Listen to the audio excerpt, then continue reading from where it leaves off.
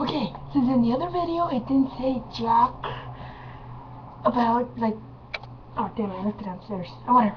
But, like, you know, like, if you watched my first video, that since I made the scale mate,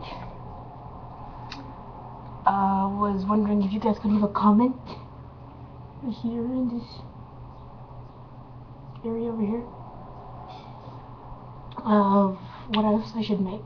You know, you can send me a link of, like, your favorite sidekick character or something, or you can draw it and then I'll make it out of my magic. I don't know, I'll post it up on DeviantArt.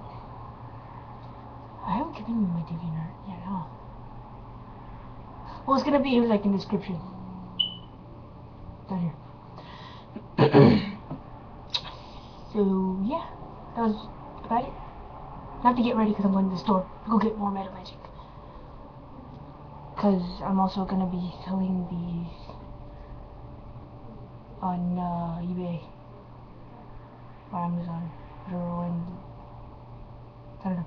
eBay, probably eBay. I'm a little sick, I'm guessing. Okay, that's it. Yeah, yeah. Just wanted to let you know that. The audio in this thing is terrible, I know, but whatever. Okay.